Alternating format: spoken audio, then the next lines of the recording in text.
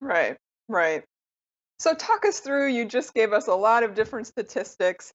I think everyone reads these headlines, one day people are talking about not enough truck drivers, another day it's why isn't the port open 24 hours a day? Another day it's a headline about there aren't enough chassis, and we're all Googling what is a chassis.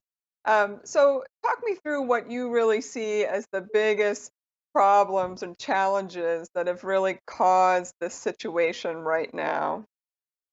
Yeah, this is a lot to unwind, and it goes back to 2018 when the previous administration in Washington implemented trade policy that increased imports dramatically, decreased exports, and widened the trade gap with China. We saw a lot of folks bringing cargo ahead of these tariff milestones. And please remember, in the fourth quarter of 2019, our business dropped by 16% because our imports were all here and warehouses were full. Then flip to the first quarter of 2020. In January, COVID 19 hit China and our factory sector shut down. Safer at home orders were put in place by the central government. COVID 19 showed up here in the United States in March, and we shuttered our American economy. For the first 5 months of 2020, our business declined by nearly 20%. So combine the two, that's about 8 months when we were importing, call it 80% of our normal volume of cargo, both factory parts as well as finished retail goods. Then in the summertime of 2020, the American consumer buying power took off, and we bought more than ever before because our discretionary income left the service sector. We were no longer flying to see grandma, going to ball games or movies. We were spending money on goods.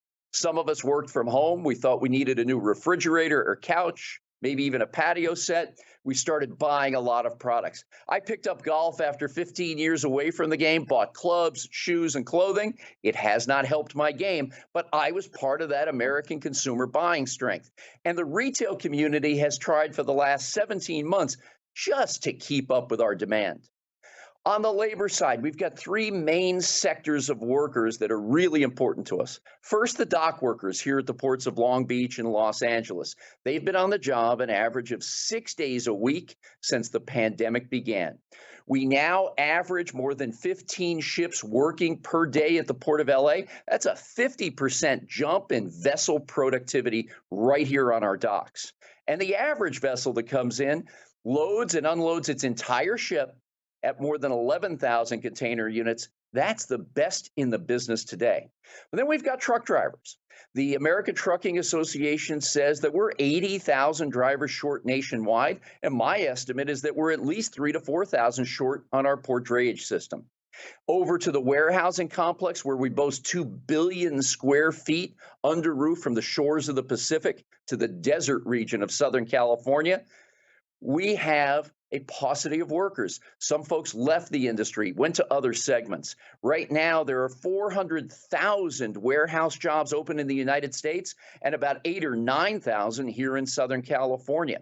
We've got to, when we catch our breath, find a way to create professions out of both of these sectors, much like it was years ago. We've got to look at Mhm. compensation, remuneration, benefits, and see how we can attract, recruit, and retain people in these sectors.